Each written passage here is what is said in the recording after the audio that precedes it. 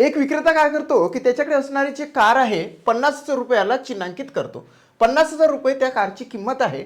विक्रेता पहिल्या 20,000 रुपयावर 5% सूट देतो आणि उर्वरित 30,000वर 2% सवलत म्हणजे सूट देतो. तर विक्रेत्याने बदललेली किंमत शोधायची आहे आपल्याला. आता बघा काय करायचं की 50,000 रुपयाच्या 2 टप्प्यामध्ये डिस्ट्रीब्युशन झालं 20,000 आणि 30,000. 20,000वर 5% म्हणजेच या ठिकाणी आपण कॅल्क्युलेशन करायचं. हे टक्क्याचे चिन्ह कट करून टाकायचं आणि इकडचे 2 शून्य कट करायचे आणि गुणाकार द्यायचा.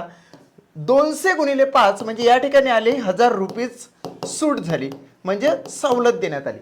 आता दुसरं 30,000वर 2% म्हणजेच या ठिकाणी सुद्धा हे जे टक्केचं चिन्ह आहे कट करायचं आणि या ठिकाणी 2 शून्य कट करायचे गुणाकार करायचा.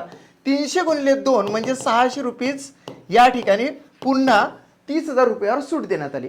आता पूर्ण अमाऊंटवर म्हणजे पहिला जो 20,000 रुपयाचा टप्पा आहे, दुसरा जो 30,000चा टप्पा आहे, या ठिकाणी 1,000 ने हे 600 म्हणजे एकूण 1,600 रुपीज सवलत देण्यात आली. मग काय करायचं की हे जे 50,000 रुपीचं आहे 50,000 वजा 50,000तून हे 1,600 रुपीज वजा केले की त्या विक्रेत्याने बदललेली किंमत आपल्या समोर दिसून येते. ती काय येते बघा 00 या ठिकाणी 4 हातचवला या ठिकाणी 8 आणि 48,400 अशी त्याची किंमत आहे. So second option is the right answer of this question. Check करूया, राईटच आहे. आता तुम्हाला दुसरा प्रश्न मी देत आहोत जो की तुम्हाला होमवर्क म्हणून आहे किंवा तुम्ही कमेंट्स करू शकता कमेंट बॉक्समध्ये. सेकंड क्वेश्चन बघा. 50,000 रुपीज कारची किंमत आहे.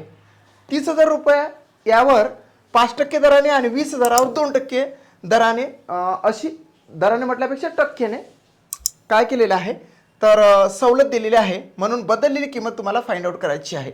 46,900, 48,100, 47,100 की 47,900 रुपीज. कमेंट करा.